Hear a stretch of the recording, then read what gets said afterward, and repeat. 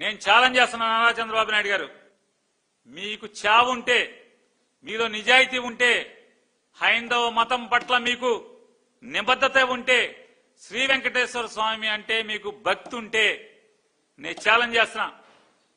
2014 నుంచి ఈ రోజు దాకా తిరుమల తిరుపతి శ్రీ వెంకటేశ్వర స్వామి వారికి నెయ్యి సప్లై చేసిన ప్రతి కంపెనీ మూలాల్లోకి సిబిఐ చేత ఎంక్వైరీ చేయించే దమ్ము మీకుందా అడుగుతున్నాను. దమ్ముందా మిమ్మల్ని అడుగుతున్నాను. పవన్ కళ్యాణ్ గారు, మిమ్మల్ని కూడా ఛాలెంజ్ చేస్తాను. పవన్ కళ్యాణ్ గారు, 2014 నుంచి ఈ రోజు దాకా తిరుమల తిరుపతి శ్రీ వెంకటేశ్వర స్వామి నెయ్యి లడ్డూ తయారీకి వాడినటువంటి సప్లై చేసిన నెయ్యి కంపెనీల యొక్క భాగోతం మూలాలు మొత్తం ఎవరెవరికి ఏం లింకులు ఉన్నాయి, ఈ మాఫియాలో ఎవడెవడున్నాడు మొత్తం ఎంక్వైరీ చేయించే దమ్ము మీకుందా అని అడుగుతున్నా.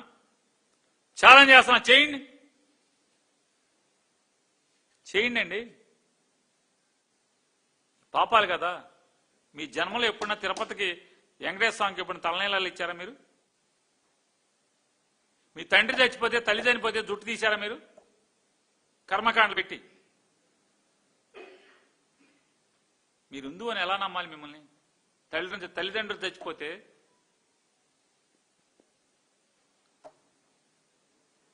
ఒక్కరోజు కూడా తిరుపతికి గుండె ఉన్నవాళ్ళు ఈ పవన్ కళ్యాణ్ గారు ఉన్నారు. ఆయన ఎప్పుడు గుండు కొట్టించుకోలేదు, కానీ తిరుపతిలో పాపం బంగారు లాంటి తల్లి ఆవిడని తీసుకొచ్చి గుండు కొట్టించేశాడు రాజకీయం కోసం.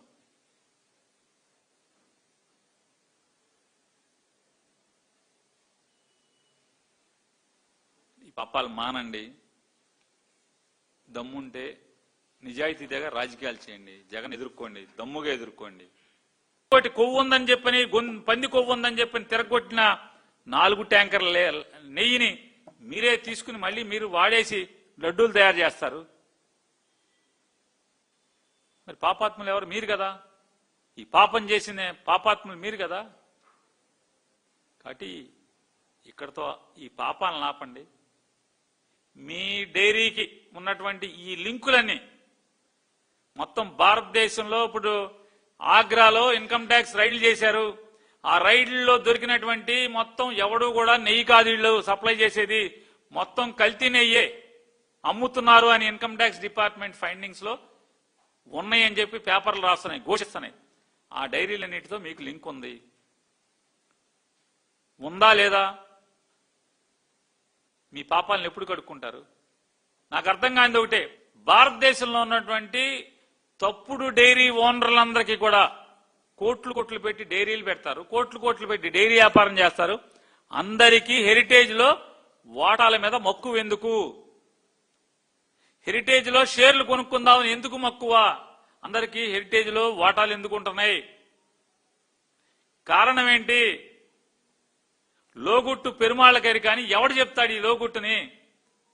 వాళ్ళు డైరీలు ఉంటాయి, వాళ్ళకి 100 కోట్ల రూపాయలు పెట్టుబడులు ఉంటాయి, 100 కోట్లు పెట్టి వ్యాపారాలు చేస్తారు, లావాదేవీలు చేస్తారు. వాళ్ళందరికీ హెరిటేజ్ లో ఎందుకు వాటాలు ఉంటున్నాయి?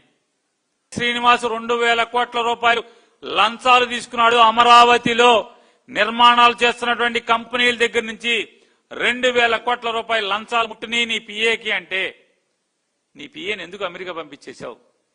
మళ్ళీ నువ్వు ముఖ్యమంత్రి అయిన తర్వాత మాత్రమే నీ పిఏ శ్రీనివాస్ ఇండియాకి ఎందుకు తిరిగి వచ్చాడు? నీ పిఏకి వచ్చినాయి అంటే నీకు వచ్చినట్టు కాదా? ఇన్కమ్ ట్యాక్స్ నీకు నోటీస్ ఇస్తే ఎందుకు మేనేజ్ చేసుకుంటున్నావు? అదొకటే కాదు, నిర్వాణ హోల్డింగ్స్ లో సెబీ పెట్టిన కేసు ఏంటి? నిర్వాణ హోల్డింగ్స్ ఎవరిది? సుబ్బారెడ్డి పిఏ అంటాడు 3 కోట్లు అంటాడు. నీ పిఏ 2,000 కోట్లు వచ్చినాయి అని చెప్పని బీజేపీ గవర్నమెంట్ చెప్తుంటే,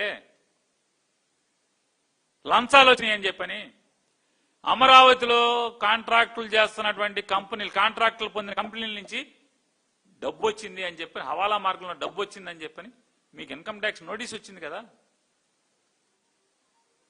సార్, పవన్ కళ్యాణ్కి 4 నిండా మచ్చలేనండి. పూటకు ఒక మాట్లాడతాడు, రోజుకు ఒక మాట మాట్లాడతాడు. ఆయన మాటకు విలువ ఉంటుందా చెప్పండి?